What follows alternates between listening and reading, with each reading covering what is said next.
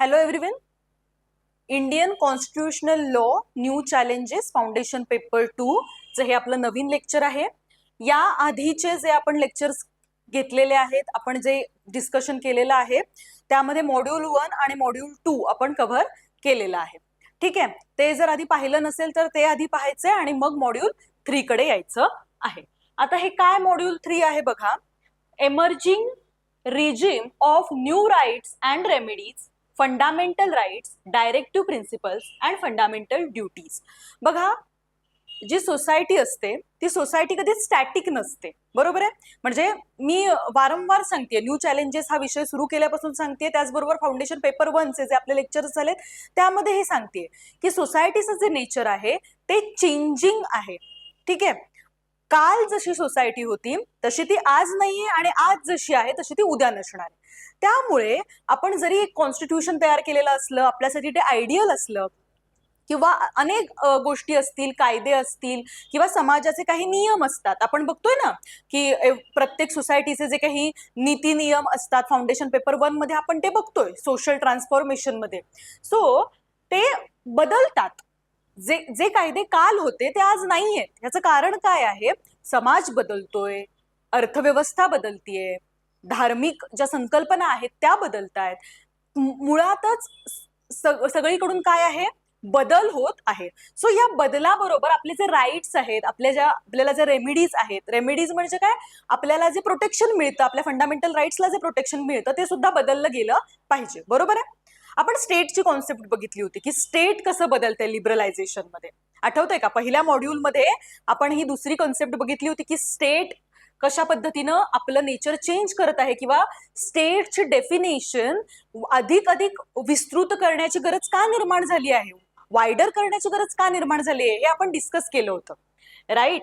म्हणजेच काय, काळाबरोबर आपल्याला काही जे कायदे आहेत, आपले जे राईट्स आहेत, त्या राईट्सची डेफिनेशन सुद्धा बदलली गेली पाहिजे किंवा त्याच्यामध्ये अजून गोष्टी आपल्याला इन्क्लूड करता आल्या पाहिजेत. इमर्जिंग रेजिम एमर्ज होत आहे, कॉन्स्टंटली इव्हॉल्व्ह होत आहे, कॉन्स्टंटली बदल होत आहेत. का?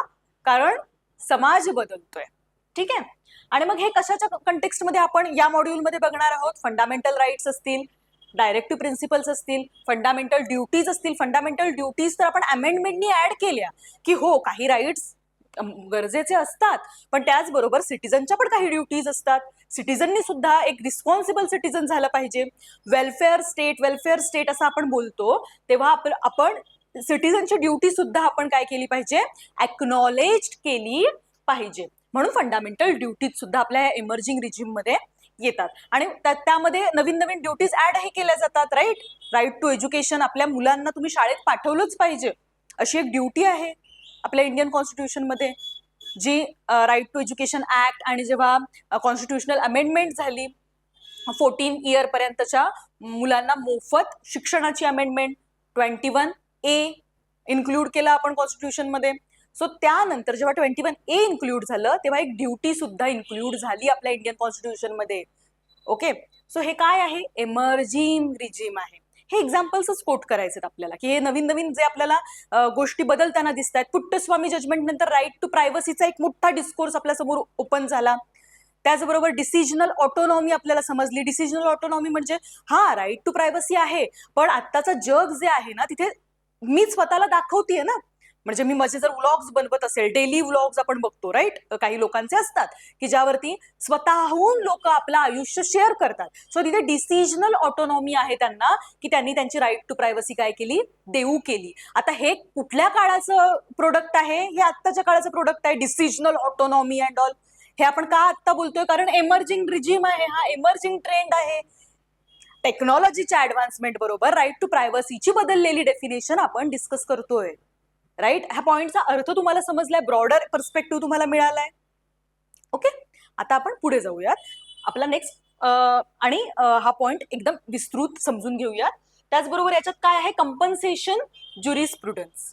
ठीक आहे, कंपन्सेशन ज्युरिस्प्रुडन्स आहे right to education, commercialisation of education and its impact, brain drawn by foreign education market. Brain drawn ही कन्सेप्ट, ब्रेन ड्रेन ही ब्रेन ड्रेन ही कन्सेप्ट मी तुम्हाला जेव्हा आपण पहिलं लेक्चर घेतलं होतं तेव्हा सुद्धा एक्सप्लेन केली होती.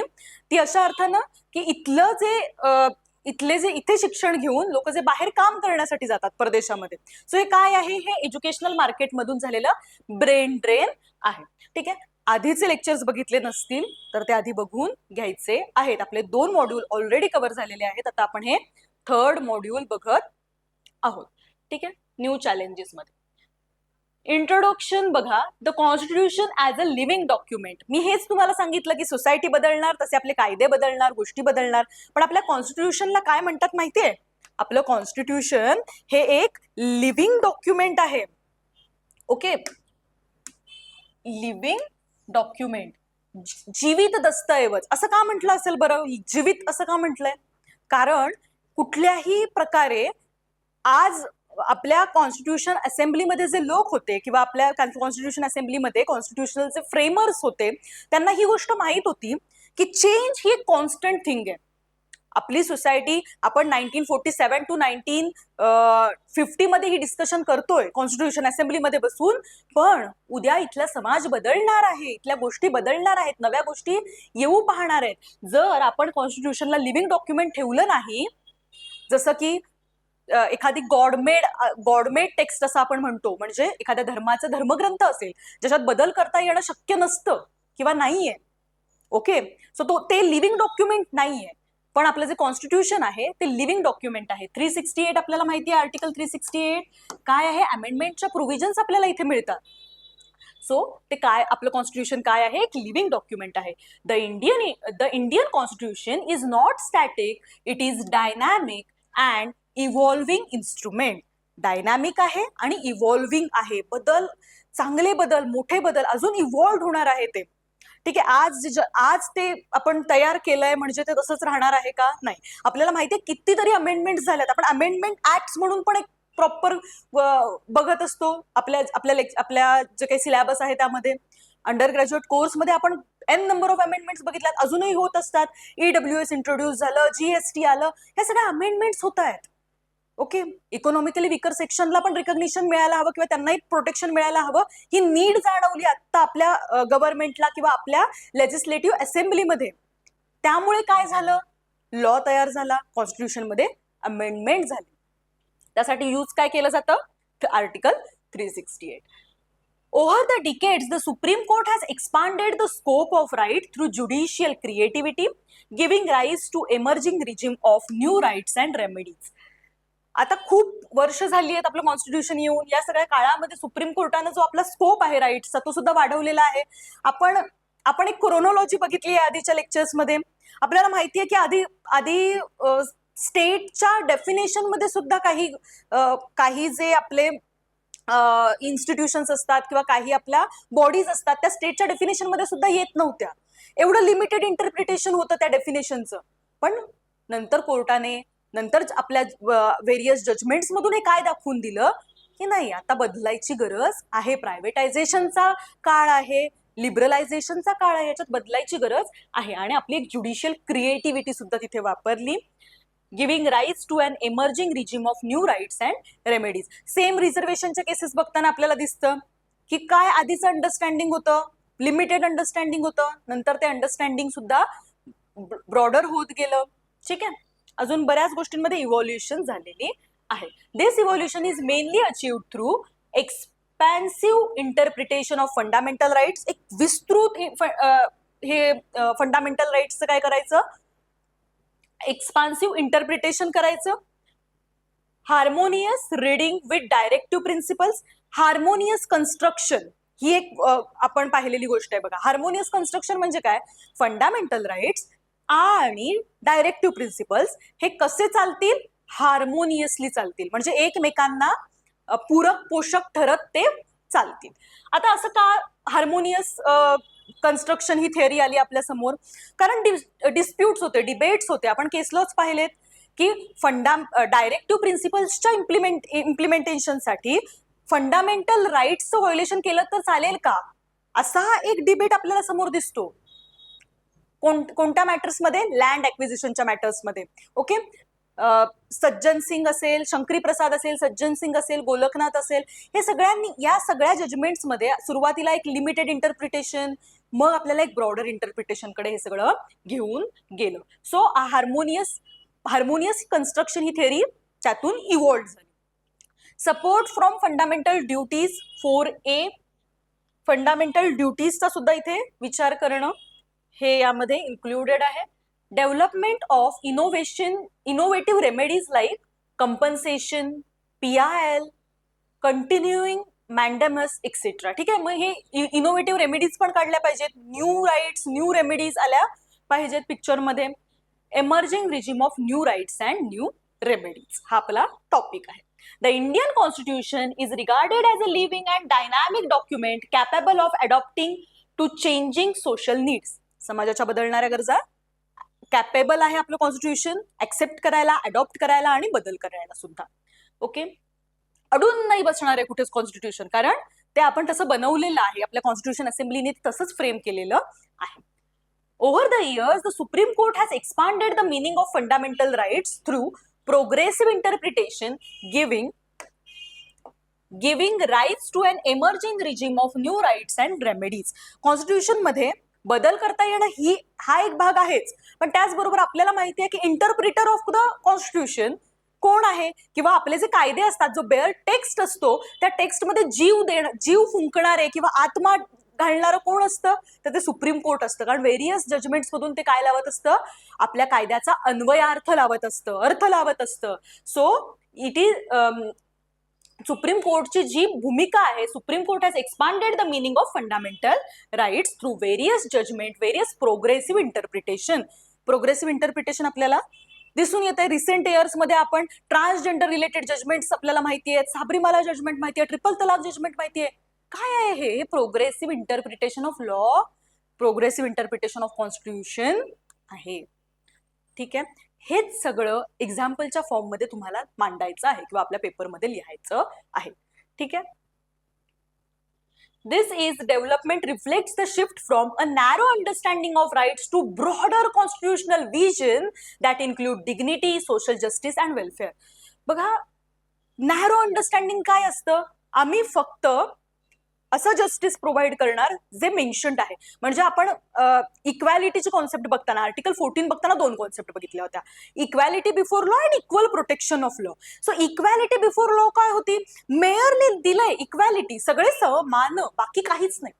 म्हणजे बाकी आपण असा विचार करणार नाही की मागचे अजून मागे आहेत, पुढचे अजून कुठे पुढे गेले, काही विचार आपण करणार नाही, कारण इक्वॅलिटी बिफोर लॉ आहे.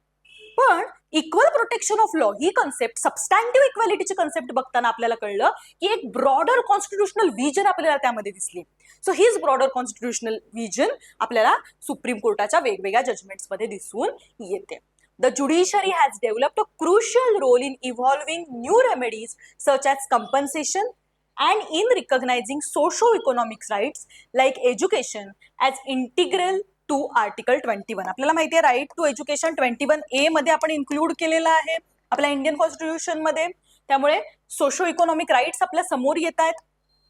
Thus, constitutional law in India has moved towards a more transformative framework of rights protection. एक more transformative framework आपल्याला दिसतं. आता relationship between fundamental rights, DPSP and fundamental duties आपण बघूयात. आपण पाहिलं की हार्मोनियस कन्स्ट्रक्शन असायला हवं दोन्हीमध्ये, पण या तिन्ही कन्सेप्टमध्ये काय रिलेशनशिप आहे, तर फंडामेंटल राईट्स बघा, फंडामेंटल राईट्स आपल्याला माहिती आहे पार्ट 3 मध्ये येतात, एन्फोर्सिएबल आहेत.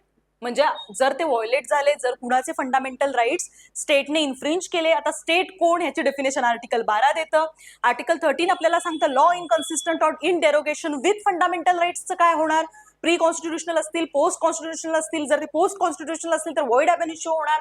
सो हे सगळं म्हणजे पार्ट 3 कुठून सुरू होतो, 12-13 पासून सुरू होतो, पण जे राईट्स आहेत, ऍक्च्युअल राईट्स आहेत, ते 14 पासून स्टार्ट होतात. 14 to 35 आपल्याला ते दिसतात आणि 32 मध्ये आपल्याला रिट ज्युरिस्डिक्शन दिसते. म्हणजे जर या फंडामेंटल राईट्स इम्पॉर्टंट आहे खूप जास्त, ओके, एक सोल म्हणता येईल आपल्याला फंडामेंटल राईट्स मधला, की जर तुमचे कुठलेही फंडामेंटल राईट्स व्हायोलेट झाले तर तुमच्याकडे काय आहे, रिट दाखल करण्याचा कॉन्स्टिट्युशनल रेमेडी आहे. ठीक आहे, directive principles of state policy आपल्याला माहिती आहे पार्ट 4 पण एन्फोर्सेबल बाय लॉ नाही आहेत. हे डायरेक्टिव्ह आहेत, गाईडलाईन्स आहेत. बघा, फक्त कॉन्स्टिट्यूशन फ्रेम करत असताना हेच बघितलं गेलं नाहीये की कशा पद्धतीने काम करायचं आहे. तर असं सांगितलंय की पुढे भविष्यात सुद्धा काय विजन असली पाहिजे, काय गोल्स असले पाहिजेत, काय डायरेक्टिव्ह फॉलो केले पाहिजेत स्टेटनी. गव्हर्नमेंट बदलतील, इथले नेते बदलतील, इथली पॉलिटिकल सिस्टीम मधले लोक बदलतील, सिस्टीम नाही, सिस्टीम मधले लोक बदलतील, पण काय तुम्ही विजन ठेवली पाहिजे. तर डायरेक्टिव्ह प्रिन्सिपल्स आहेत आपल्याकडे. It's principles. Okay. Guide governance आहे, गुड गव्हर्नन्स साठी एक गाईड आहे आपल्याला, and have become enforceable indirectly. आणि आपण बघतोय की various directive principles now becoming what laws. ते आता काय बनतायत, लॉज बनतायत. ठीक आहे. काय काय एक्झाम्पल्स आहेत आपल्याला माहितीये. Equal pay for equal pay for equal work ही आपली पॉलिसी आहे, जी डायरेक्टिव्ह प्रिन्सिपल मध्ये होती, पण आता त्याचा कायदा सुद्धा आहे. मॅटर्निटी रिलीफचा आपल्याकडे कायदा सुद्धा आहे. एज्युकेशन रिलेटेड प्रोव्हिजन्सचे डायरेक्टिव्ह प्रिन्सिपल होतं, पण आता आपल्याकडे 14 इयर पर्यंत फ्री अँड कंपल्सरी एज्युकेशनचं फंडामेंटल राईट आहे. बदल घडतात. हे काय बेसिकली डायरेक्टिव्ह प्रिन्सिपल्स काय आहेत आपल्याला माहिती आहे की जेव्हा स्टेटकडे पैसा येणार तेव्हा स्टेट काय करणार, हे मेजर्स घेणार किंवा हे मेजर्स स्टेटने घ्यावेत असं कॉन्स्टिट्यूशनच्या जे फ्रेमर्स आहेत किंवा कॉन्स्टिट्यूशनची जी विजन आहे तिला असं वाटतंय. ठीक आहे. हे आपल्याला माहिती आहेत डीपीएसपी काय काय आहेत. आणि एकदा पार्ट 3 आणि पार्ट 4 आणि 4A आपल्याला बेअर ऍक्ट मधून वाचायचं आहे. आपण ऑलरेडी अंडर ग्रॅज्युएट कोर्समध्ये शिकलेलो आहोत, पण तरी सुद्धा हे पुन्हा वाचायचंय आणि ते फ्रेम करून आन्सर मध्ये सुद्धा तुम्हाला लिहायचं आहे. जसे क्वेश्चन विचारले असतील त्याप्रमाणे ते आन्सर ऍड्रेस करायचं आहे. फंडामेंटल ड्युटीज 4A बघा, inserted by 42nd amendment 1976. 42nd amendment means mini constitution, ज्याच्यात खूप साऱ्या अमेंडमेंट झाल्या होत्या. त्यामधली एक इम्पॉर्टंट अमेंडमेंट होती, ती म्हणजे फंडामेंटल ड्युटीज इन्क्लूड केल्या होत्या. आपल्याला माहितीये वेगळ्या वेगळ्या प्रकारच्या ड्युटीज आहेत. A to J पर्यंत आहेत. स्ट्राईव्ह फॉर एक्सेलन्स J, आणि आता K सुद्धा आलंय. ओके. एज्युकेशन आणि harmonious construction. The court has held that part 3 and 4 are complementary. म्हणजे एकमेकांना ते काय आहेत, पूरक आहेत, कॉम्प्लिमेंटरी आहेत. तुम्ही कॉन्ट्राडिक्शन मध्ये त्यांना टाकू नका. कॉन्ट्राडिक्टरी नाही आहेत ते, कॉम्प्लिमेंटरी आहेत. ठीक आहे. म्हणजे एकमेकांशी भांडणं करण्यासाठी ते नाहीयेत, तर एकमेकांना सोबत घेऊन चालण्यासाठी आहेत. कोण? फंडामेंटल राईट्स आणि directive principles. Kesavananda Bharati versus state of Kerala 1973चं जजमेंट आपल्याला माहिती आहे. Basic structure doctrine judgement. DPSP and fundamental rights together from a core constitutional philosophy. बघा, बेसिक स्ट्रक्चर बद्दलच मुळात ही केस रिफ्लेक्शन देते. त्यामुळे काय सांगते, फंडामेंटल राईट्स आणि डीपीएसपी हे काय आहे, कॉन्स्टिट्यूशनचे कोअर फिलॉसॉफी आहेत. ठीक आहे. त्यानंतर Minerva Mills versus union of India 1980. Balance करणं फंडामेंटल राईट्स आणि डीपीएसपी मध्ये हे काय आहे, हे एकदम बेसिक स्ट्रक्चर आहे आपल्या कॉन्स्टिट्यूशनचं. Fundamental rights, directive principles and fundamental duties. Fundamental rights under Part 3 form a enforceable core of individual liberties, while directive principles of state policy under Part 4 of Constitution guide the state in achieving social and economic justice. ठीक आहे. आपलं जे fundamental rights आहेत ते इंडिव्हिज्युअलच्या liberty बद्दल जास्त बोलतात, पण सोशो आणि इकॉनॉमिक जी आपल्याला डेव्हलपमेंट करायची आहे, आपल्याला सोसायटीमध्ये जो सोशो इकॉनॉमिक चेंज घडवून आणायचा आहे. आता हा चेंज काय इम्पॉर्टंट आहे, आपला foundation paper 1 law and social transformation. So social transformation साठी हे इम्पॉर्टंट आहे. ठीक आहे. दोन्ही पेपर लिंक करायचे आहेत आणि व्यवस्थित लिहायचे आहेत. पेपर मधले जे काही आन्सर क्वेश्चन्स असतील त्याचे आन्सर्स. ठीक आहे. एक वाचलंय म्हणून दुसऱ्यातलं आम्ही काही बघणार नाही, किंवा या नोट्समध्ये, या सब्जेक्टच्या नोट्समध्ये फक्त एवढंच दिलं होतं, एवढ्याच केसेस होत्या म्हणून तेवढ्याच लिहायच्या असं नाहीये. स्वतःचं माइंड आपण जर अप्लाय केलं तर इथे दिलेल्या 4 केसेस असतील तर तुम्हाला अजून 5-10 सुटतील. कारण आपण अंडर ग्रॅज्युएट कोर्समध्ये आपल्या पाहिलेल्या असतात बऱ्याच केसेस, माहीत असतात आपल्याला, पण आपल्याला माहीत नसतं की हे इथे आपल्याला अप्लाय करता येईल की नाही. ठीक आहे, तेच समजून घ्यायचंय. आपलं जे नॉलेज आहे किंवा आपण जे शिकवत आहोत ते आपल्याला अप्लाय करता येणं किंवा आपल्याला त्याच्यावरून आन्सर लिहिता येणं बेसिकली हे घडायला हवंय. सो लेक्चर्स इम्पॉर्टंट आहेत, नोट्स इम्पॉर्टंट आहेत, तुम्ही बेअर मधून वाचणार ते पण इम्पॉर्टंट आहे, पण अभ्यास करताना थोडंसं इंटरडिसिप्लिनरी गेलं, दुसऱ्या सब्जेक्ट मधल्या ज्या कन्सेप्ट माहीत आहेत त्या त्यामध्ये मेन्शन केल्या. सब्जेक्ट वेगळा म्हणजे कॉन्स्टिट्यूशन बदलतं का? नाही बदलत. तुमचं कॉन्स्टिट्यूशन तेच राहणार आहे, कॉन्स्टिट्यूशनल लॉ तोच राहणार आहे. ठीक आहे, फक्त आपण न्यू चॅलेंजेस बघतोय म्हणून थोडेसे नवीन चॅलेंजेस आपल्याला त्यामध्ये आपल्या एक्झाम्पल्स मध्ये आले पाहिजेत, आपल्या आन्सर मध्ये आले पाहिजेत, आपल्याला कन्क्लुजन मध्ये ते फ्रेम करता आले पाहिजेत. लॉ अँड सोशल ट्रान्सफॉर्मेशन बघत असताना सोसायटीशी लिंक करून आपल्याला कायद्यांबद्दल लिहिता आलं पाहिजे. कायदे तेच असणार आहेत, आर्टिकल तेच असणार आहेत, तुमचे प्रॉब्लेम सुद्धा, सोशल प्रॉब्लेम सुद्धा तेच असणार आहेत. Religion, race, caste, sex, race तर इंडियाच्या कंटेक्स्टमध्ये नाहीये, सेक्स आहे, जेंडर इक्वॅलिटी, जेंडर जस्टिस या कन्सेप्ट आहेत. ठीक आहे. Although DPSP are non-justiciable, the Supreme Court has consistently held that they are complementary to fundamental right and must be together to realize constitutional vision of welfare state. मी सांगितलं welfare स्टेटची concept, welfare स्टेटची constitutional vision. ठीक आहे. In Minerva Mills versus union of India, court emphasise that harmony between fundamental rights and DPSP is a part of basic structure. मूळ ढाचा काय आहे संविधानाचा, तर तो मूळ ढाच्यामध्ये येतं. फंडामेंटल राईट्स आणि डायरेक्टिव्ह प्रिन्सिपल्स मध्ये हार्मोनियस कन्स्ट्रक्शन असलं पाहिजे, ते कॉम्प्लिमेंटरी आहेत किंवा ते बेसिक स्ट्रक्चरचा काय आहेत, पार्ट आहेत, मूळ आहेत. ठीक आहे. Further fundamental duties under Article 51A strengthen this framework by imposing moral obligations on citizen. ठीक आहे, पहिल्यामध्ये इंडिव्हिज्युअल्सला लिबर्टी मिळतीये, फ्रीडम मिळतंय, परत अजून बऱ्याच गोष्टी मिळतात, स्टेटच्या आर्बिट्ररी ऍक्शन्स पासून प्रोटेक्शन मिळतंय. सेकंड पार्ट मध्ये आपण डीपीएसपी, पार्ट 4 मध्ये आपण बघतो डीपीएसपी, स्टेटला काहीतरी सांगितलं जातंय की तुमचे डायरेक्टिव्ह आहेत, तुम्ही असं वागलं पाहिजे, असं केलं पाहिजे. त्याच्याही पुढे जाऊन 4A मध्ये सिटिझनचे काहीतरी कर्तव्य आहेत ना, ज्यांना हे सगळं मिळणार आहे किंवा ज्यांना हे सगळं मिळावं म्हणून आपण प्रयत्न करतोय. सो त्यांच्यावरती सुद्धा काही मॉरल ऑब्लिगेशन्स आहेत, सच ॲज प्रोटेक्टिंग एन्व्हायरमेंट. तुमच्या फ्युचर जनरेशन्सना तुम्ही काय देणार आहात, इथल्या फ्युचर जनरेशनला काय देणार आहात, चांगलं एन्व्हायरमेंट. तर चांगलं एन्व्हायरमेंट प्रोटेक्ट केलं पाहिजे. तुम्ही सायंटिफिक टेम्परामेंट डेव्हलप केलं पाहिजे, सायंटिफिक टेम्पर ठेवलं पाहिजे. Together this 3 constitutional components create foundation for emergence of new rights and remedies through judicial interpretation. ठीक आहे.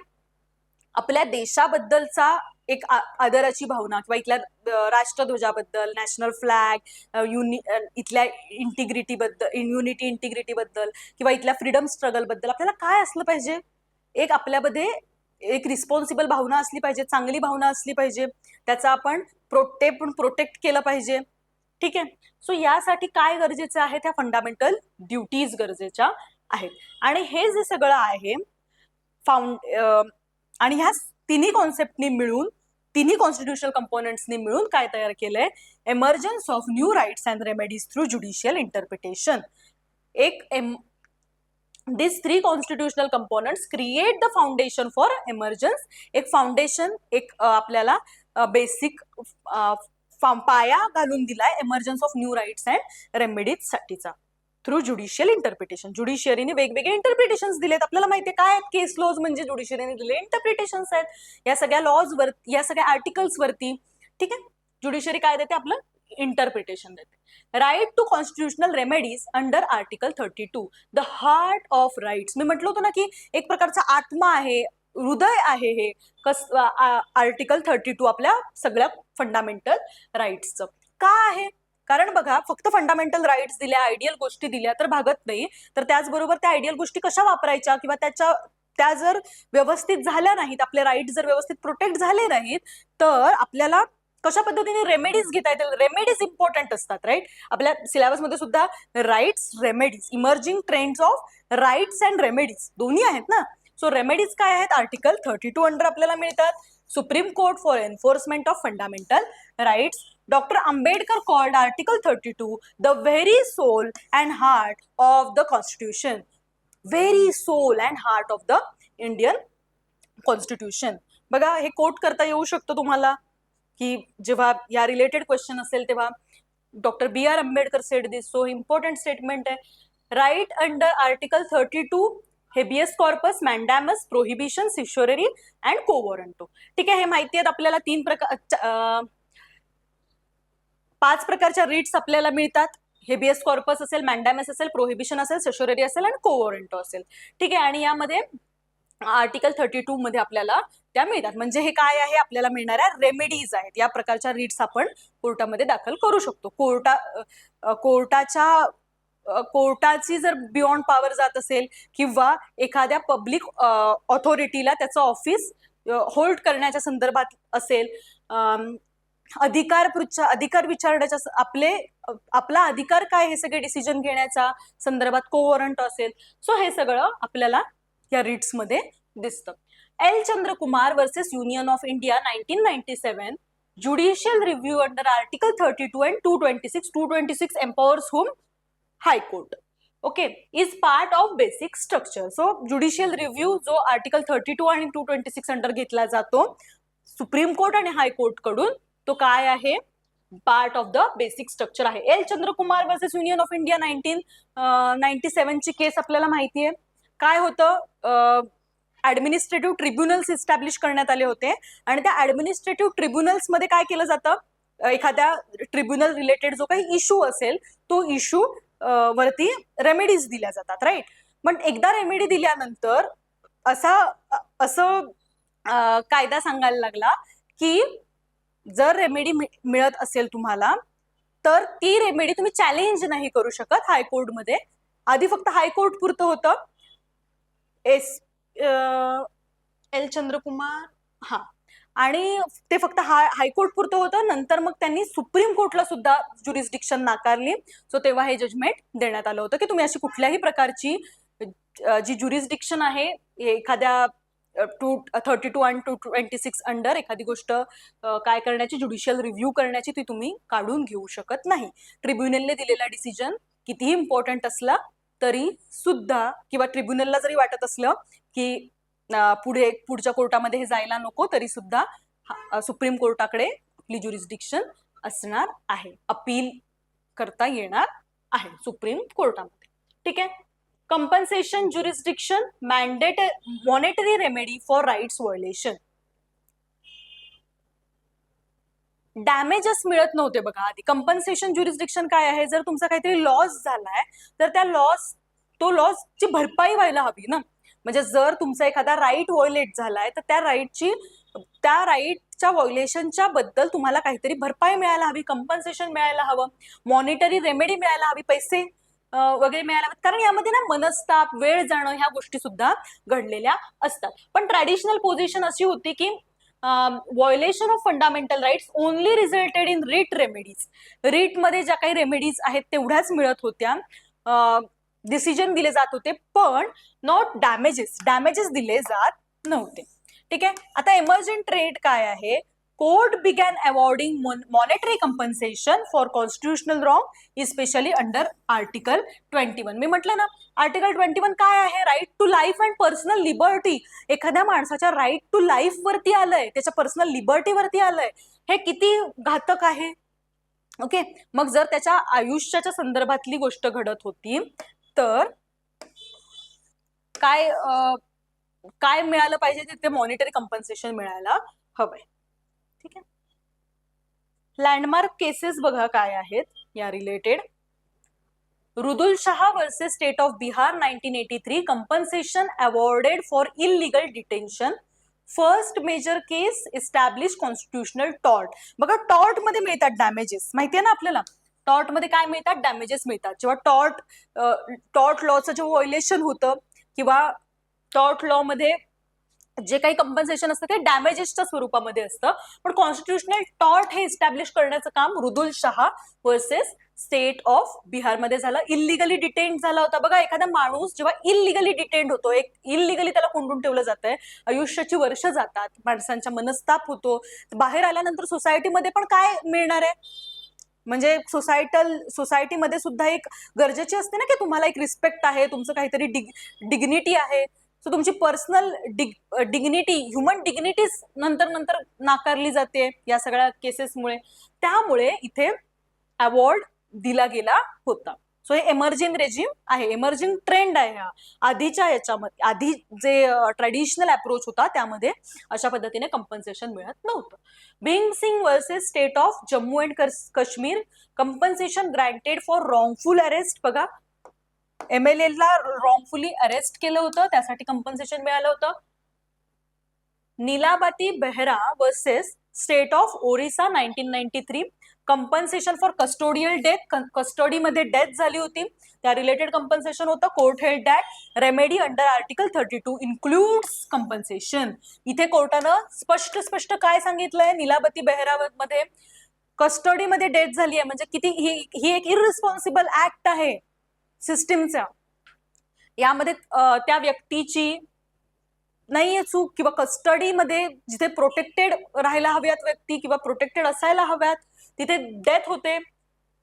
सो कोर्टाने काय केलं, रेमेडी दिली, कोर्टानं तिथे कंपन्सेशन दिलं आणि सांगितलं की आर्टिकल 32 इन्क्लुड्स कंपन्सेशन. फक्त रिट ज्युरिस्डिक्शन नाहीये, रिट्स इन्क्लूड करतात कंपन्सेशन. जर व्हायोलेशन ऑफ फंडामेंटल राईट होत असेल तर कंपन्सेशन मिळायला हवं असं कोर्टानं इथे डिक्लेअर केलं. DK Basu versus state of West Bengal 1997 ची केस आहे. Custodial torture guidelines plus compensation principle strengthen. बघा, कस्टडीमध्ये टॉर्चर करून होणाऱ्या ज्या डेथ आहेत त्या खूप मोठ्या प्रमाणावरती होतात, किंवा कस्टोडियल डेथ असतील किंवा अनलॉफुली डिटेन्ड करणं असेल, इलिगल डिटेन्शन असेल, त्यावर वर्षानुवर्ष खटले चालतात, नाही चालत, खूप गोष्टी चुकीच्या पद्धतीने घडतात. जर आपण पिनल लॉज वगैरे शिकतो तर त्याच्यामध्ये आपण बघतो की कस्टडीची पोझिशन कशी आहे, किंवा या रिलेटेड आपण पाहिलेलं असतं की जे कस्टोडियल टॉर्चर आहे त्यातून होणारे सायकोलॉजिकल इम्पॅक्ट असतात आणि हे खूप भयानक आहे. म्हणजे पूर्ण जर आपण जेल आणि ह्या सगळ्या गोष्टींचं एकदम क्रिटिकल इव्हॉल्युशन केलं किंवा त्या संदर्भात वाचलं तर आपल्याला समजून येईल.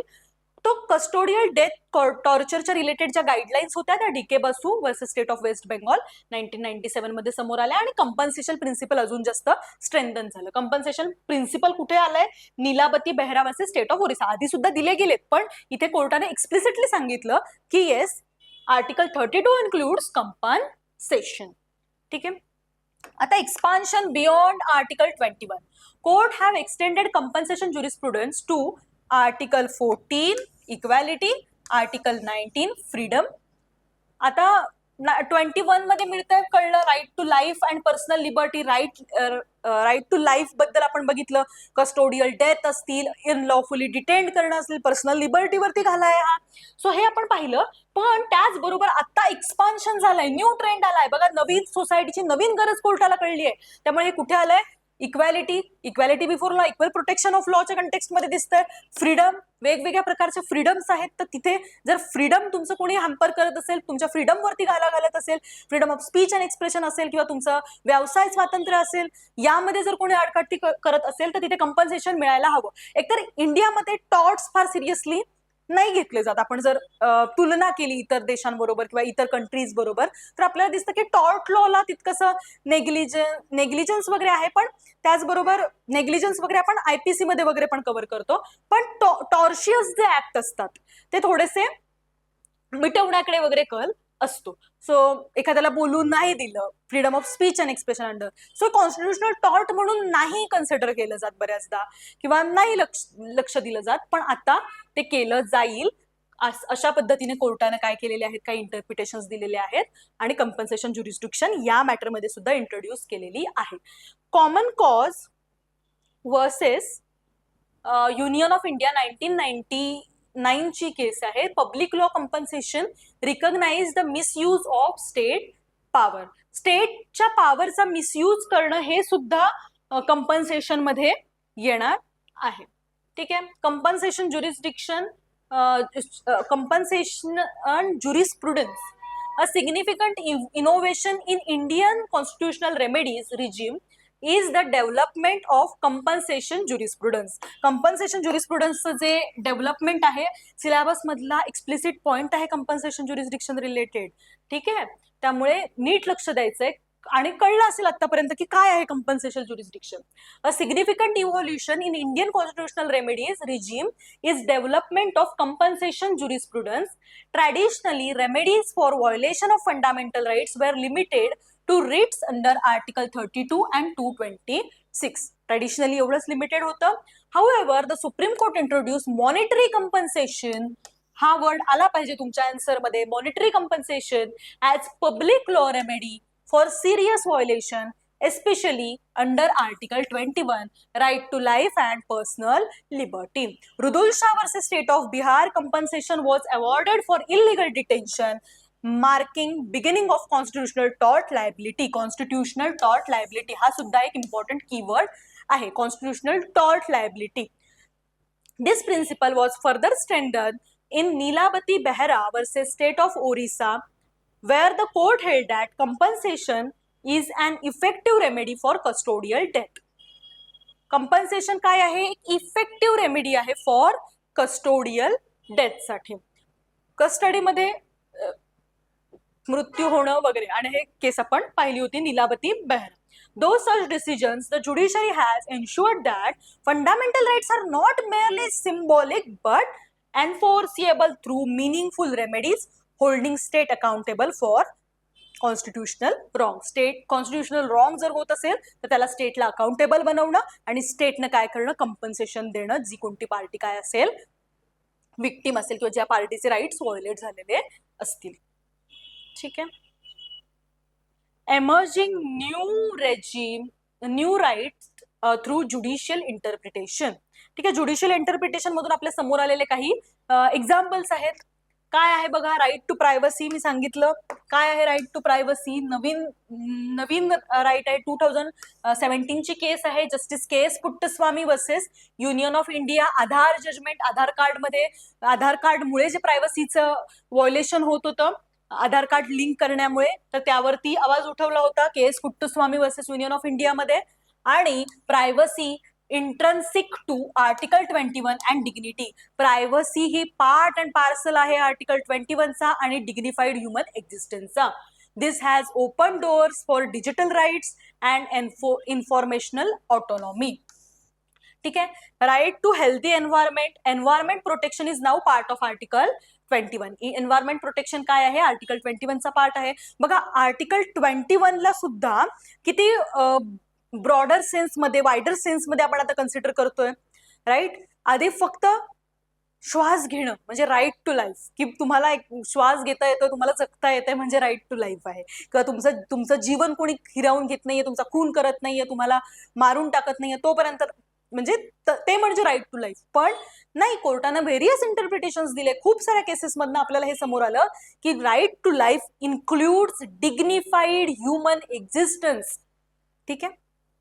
राईट टू लाईफ मध्ये काय येतं? डिग्निटी सुद्धा येते माणसाची. आणि environmental protection is a part of article 20. Subhash Kumar versus state of Bihar 1991, right to pollution free water and air is a part of 21. Pollution free water आणि एअर, तुम्ही कधी चांगलं जगाल? जेव्हा तुमचं आजूबाजूचं ऍटमॉस्फिअर चांगलं असेल, आजूबाजूचं वातावरण प्रदूषित नसेल, तेव्हा तुम्ही कसे जगू शकता? पोल्युशन फ्री एन्व्हायरमेंट मध्ये जगू शकता. MC Mehta versus union of India, oleum gas leak case आहे 1986 ची. ऍब्सोल्यूट लायबिलिटी प्लस एन्व्हायरमेंटल जस्टिसच्या रिलेटेड आहे. ऍब्सोल्युटली तुम्ही लायबल आहात.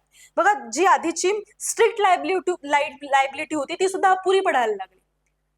रायलंड वर्सेस फीचर. ठीक आहे. टॉर्ट लॉ मध्ये आपण हे ऍब्सोल्यूट लायबिलिटी, स्ट्रिक्ट लायबिलिटी हे सगळं पाहिलेलं आहे. सो या related MC Mehta versus union of India या केसमध्ये ऍब्सोल्युटली लायबल आहात तुम्ही. म्हणजे तुमच्याकडून काही मिस्टेक झालेले असतील किंवा नसतील, काही फरक पडत नाही. पण जर इथे तुमची चूक आहे किंवा तुमच्याकडून काही कंडक्ट झालेला आहे जो एन्व्हायरमेंटला हार्मफुल आहे, सो एन्व्हायरमेंटल जस्टिसची कॉन्सेप्ट सुद्धा इथे एक ब्रॉडर पर्स्पेक्टिव्ह मध्ये, वायडर पर्स्पेक्टिव्ह मध्ये डिस्कस केली होती. Right to die with dignity. ठीक आहे. हा एक मोठा डिस्कोर्स आहे की ज्याच्यामध्ये जगण्याचं, जीवन जगण्याचं जे स्वातंत्र्य आहे त्यामध्ये मरण्याचं स्वातंत्र्य सुद्धा आहे का? बघा, सुसाईड हा IPC नुसार काय होता? ऑफेन्स होता. पण म्हणजे तुम्हाला मरता येणार नाही, सुसायडल गोष्टी करून तुम्हाला मरता येणार नाही. पण राईट टू डाय असं जेव्हा आपण म्हणतोय तेव्हा काही लोक जे असे आहेत की जे डिग्निफाईड आयुष्य नाही जगू शकत आहेत, बिकॉज त्यांना काही कंडिशन्स आहेत, हेल्थ कंडिशन्स आहेत, वय झालेलं आहे, अशा पद्धतीनं वय झालंय आणि ते कॉन्स्टंटली लाईफ सपोर्ट वरती आहेत. ठीक आहे, मग इथेच आपल्याला युथनेशिया आणि लिव्हिंग विल्स या कॉन्सेप्ट दिसायला लागतात. So right to die with dignity या रिलेटेड सुद्धा कोर्टाने काही जजमेंट्स दिलेले आहेत आणि रिसेंटमध्ये Common cause versus union of India 2018चं जजमेंट आहे. त्याचबरोबर पॅसिव्ह युथनेशियासाठीचं अरुणा शानबाग हे जजमेंट आपल्याला माहिती आहे. त्यामध्ये काय झालं होतं, पॅसिव्ह युथनेशिया होता तो रिकग्नाइज करण्यात आला होता. आता लिव्हिंग विल्स काय आहे बघा. लिव्हिंग विल्स म्हणजे अशा पद्धतीची इच्छा की आता मी व्यवस्थित आहे, ओके, ठणठणीत आहे, तेव्हा मी अशा पद्धतीची इच्छा व्यक्त करणं किंवा ती लिखित स्वरूपात ठेवणं की उद्या कदाचित मी अशा कंडिशन मध्ये असेल जिथे मी स्वतःसाठी निर्णय घेऊ शकणार नाही, लाईफ सपोर्ट वरती असेल, तेव्हा तो लाईफ सपोर्ट न लावण्याचं किंवा लाईफ सपोर्ट लावण्याची गरज असेल तेव्हा तो लावू नका. जर इतकी वाईट परिस्थिती असेल तर लिव्हिंग विल्स म्हणजे आम्हाला त्या पर्टिक्युलर व्यक्तीला तो सपोर्ट नको आहे, म्हणजे तो नाकारणं, आता सेन माइंडने ते ती गोष्ट नाकारणं. सो हे लिव्हिंग विल्स मध्ये येतं. विल करणं, आधीपासूनच इच्छापत्र लिहून ठेवणं की उद्या जर असं काही झालं तर मला सुखानं मरू द्या, ओके, डिग्निफाईड, डिग्निटी सहित जाऊ द्यात. ठीक आहे, so this is Common cause versus union of India. Passive euthanasia Aruna Shanbaug मध्ये डिस्कस झाला होता की हो, जे पेशंट अगदीच रिकवर होण्याच्या पलीकडे आहेत, सो तिथे सुद्धा एक त्यांची डिग्निटी तुम्ही त्यांना बेड रिडन ठेवून वर्षानुवर्ष बेड रिडन ठेवून घालवताय. सो इथे त्या गोष्टी डिस्कस झालेल्या आहेत. Supreme Court modified guidelines again in 2023 simplifying procedure. आता प्रोसिजरल गोष्टींवरती सुद्धा अजून केस लॉज येतील, अजून गोष्टी येतील, अजून गोष्टी आपल्याला सिम्प्लिफाईड होतील, अजून रिसर्च होईल. लिव्हिंग विल्स आणि या सगळ्या कॉन्सेप्ट आपल्याला बऱ्याच कॉन्सेप्ट नव्यानं समजतायत आता सुद्धा. ठीक आहे, त्या कॉन्सेप्ट इव्हॉल्व्ह होतील आणि आपले कायदे सुद्धा त्यानुसार बदलणार आहेत. चॅलेंजेस आहेत कॉन्स्टिट्युशनल लॉच्या समोरचे. आता जेव्हा ते चॅलेंजेस आपण दूर करणार तेव्हा आपल्याला काय दिसणार आहेत, अँसर्स दिसणार आहेत. आपल्या सब्जेक्टचं नाव काय आहे, कॉन्स्टिट्युशनल लॉ न्यू चॅलेंजेस. तो हे न्यू चॅलेंजेस आपण अंडरस्टँड केले, समजून घेतले की तुमच्यासारखे जे स्कॉलर्स असतील तेच यावरती अँसर्स देतील, अँसर्स सांगतील. Right to education a major emerging right. Next point आपला आहे राईट टू एज्युकेशनच्या रिलेटेड मेजर एमर्जिंग राईट म्हणून आपण याकडे बघणार आहोत. ठीक आहे,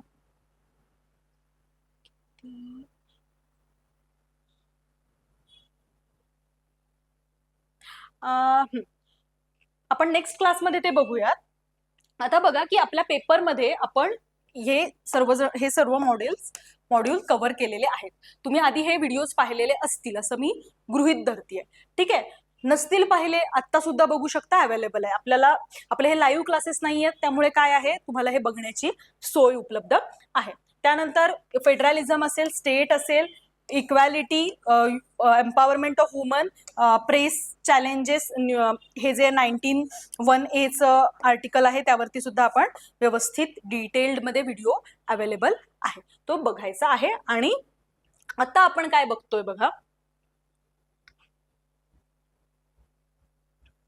आता आपण बघतोय emerging regime of new rights and remedies. यामध्ये आपण fundamental rights, directive principles and fundamental duties हा पार्ट कव्हर केलेला आहे. तुम्हाला समजलं असेल पार्ट 3, पार्ट 4 आणि 4A एकमेकांसोबतचं काय रिलेशन आहे आणि कशा पद्धतीने याचा जो रेजिम आहे, याचा जो एरिया आहे तो अधिक वाईडर होतोय, ब्रॉडर होतोय आणि चेंज होतोय. त्याचबरोबर आपण कंपन्सेशन ज्युरिस्प्रुडन्स सुद्धा बघितलं. कंपन्सेशन ज्युरिस्प्रुडन्स म्हणजे काय, तर आर्टिकल 32 आणि 226 अंडर रिट पिटिशन तर आहेच. रिट पिटिशन तुम्ही दाखल करूच शकता तुमच्या फंडामेंटल राईट्सच्या व्हायोलेशन वरती. इम्पॉर्टंट आहे, हार्ट आहे हा सगळा तुमच्या फंडामेंटल राईट्सचा. पण त्याचबरोबर फक्त तुमच्याकडे रिट दाखल करण्याचा अधिकार आहे, तुम्ही जिंकू शकता तिथे खटला, आणि कोर्ट काहीतरी डायरेक्शन्स देईल यावरतीच भागणार नाहीये, तर तुम्ही इंडिव्हिज्युअल म्हणून सुद्धा या सगळ्या प्रोसेसमध्ये सफर झालायत, राईट? किंवा तुमचं जे आर्टिकल 21 आहे, राईट टू लाईफ आणि पर्सनल लिबर्टी, ते हॅम्पर झालेलं आहे. म्हणजे एखाद्या इंडिव्हिज्युअलचं, पर्टिक्युलर इंडिव्हिज्युअलचं जो कस्टडीमध्ये असेल किंवा अनलॉफुली डिटेन्ड असेल किंवा कस्टोडियल डेथ झालेली असेल, कस्टोडियल डेथ झाली आहे तर फॅमिलीला सपोर्ट देणं, सो हे सगळं हे कंपन्सेशन ज्युरिस्प्रुडन्सच्या पर्व्ह्यूमध्ये येतं. आणि आता बघायचंय ते म्हणजे right to education, commercialisation of education and its impact, brain drain by foreign education market, हे आपण बघणार आहोत. आणि त्यानंतर आपला हा जो 7th वाला पॉइंट आहे, right to of minorities to establish and administer educational institutions. Educational institutions related मी जेव्हा आर्टिकल 15 आणि आर्टिकल 16 डिस्कस केलंय तेव्हा आपण ह्या मायनॉरिटीज राईट्स बद्दल सुद्धा बोललोय. आधीचे लेक्चर जर तुम्ही व्यवस्थित बघितलेले असतील तर इथे आपल्याला फार वेळ द्यावा लागणार नाही किंवा इथे आपण फार वेळ देणार नाही, कारण या रिलेटेड ज्या केस लॉज आहेत त्या सुद्धा सांगून झालेल्या आहेत आणि त्या तुम्ही स्वतःहून वाचायच्या आहेत आणि आधीचे लेक्चर्स बघितले तर ते क्लिअर होणारच आहे. And administer educational institution and state control, आणि एज्युकेशनल इन्स्टिट्यूशन रिलेटेड आर्टिकल 15 मी जसं सांगितलं की एज्युकेशनल इन्स्टिट्यूशन्स मधल्या रिझर्वेशन्सचा जो डिस्कोर्स आहे तो आपण डिस्कस केला होता.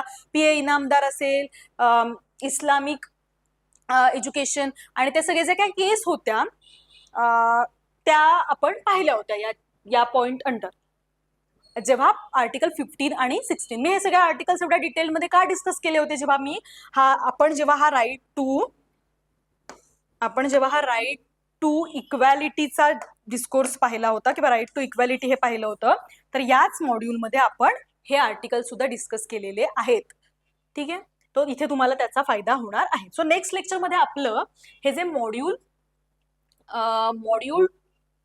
3 आहे ते पूर्ण होणार आहे. ठीक आहे, आतापर्यंत एवढं तुम्हाला क्लिअर असेल. नेक्स्ट क्लासमध्ये आपण मॉड्यूल 3 आपलं पूर्ण करून टाकू, मग आपलं हे मॉड्यूल 4 फक्त राहील.